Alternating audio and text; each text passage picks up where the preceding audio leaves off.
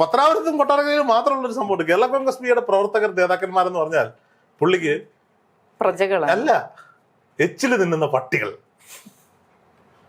Seriously ഞാൻ ചിന്തിക്കേണ്ട ഒരു വിഷയമാണ്. ഞാൻ പറയാണ്, എന്തിനാണ് ഈ നാണം കെട്ടിയതിന്റെ പിന്നാലെ പോകുന്നത് എനിക്ക് മനസ്സിലാവുന്നില്ല. ഞാൻ പറയാൻ കാര്യം, നിങ്ങൾ ഇപ്പൊ സ്നേഹമുള്ളവരാ, നിങ്ങളെ അനിയാന്ന് വിളിക്കും, തോളത്ത് ഇടും, കരിടും. നാളെ നിങ്ങൾ മറ്റൊരു പ്രസ്ഥാനത്തിലേക്ക് പോയാൽ അദ്ദേഹത്തിനെതിരെ ഒരു വാക്ക് പറഞ്ഞാൽ എന്റെ എച്ചില് തിന്നവനാണവൻ, എന്റെ തറവാട്ടിൽ എച്ചില് തിന്നവനാണെന്ന് പറയും. ഉദാഹരണം, അവിടെ ഇളമ്പൽ സർവീസ് സഹകരണ ബാങ്കിന്റെ പ്രസിഡന്റ് ആയിട്ടിരിക്കുന്ന തങ്കപ്പൻപിള്ള കഴിഞ്ഞ പഞ്ചായത്ത് തെരഞ്ഞെടുപ്പിലും കേരള കോൺഗ്രസ് ബിക്ക് വേണ്ടി മത്സരിച്ച ആളാണ്, മെമ്പറായ ആളാണ്. ബാലകൃഷ്ണപിള്ളയുടെ സാമ്പത്തിക ഇടപാടുകൾ മുഴുവൻ കൈകാര്യം ചെയ്തുകൊണ്ടിരുന്ന ആളാണ്. സുകുമാരൻ നായർ എന്ത് ചെയ്തു?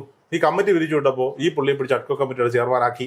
ഇപ്പോൾ സ്വാഭാവികമായിട്ടും ഇദ്ദേഹത്തിന് മാധ്യമങ്ങളോട് അവിടെ നടന്ന കാര്യം പറയണം. അത് പറഞ്ഞതിന്റെ പേരിൽ മൈക്ക് വെച്ച് ഇളമ്പൽ സർവീസ് സഹകരണ ബാങ്കിന്റെ മുന്നിൽ പോയി KB ഗണേഷ് കുമാർ പ്രസംഗിച്ചത് എന്റെ തറവാട്ടിലെ എച്ചില് തിന്നവൻ.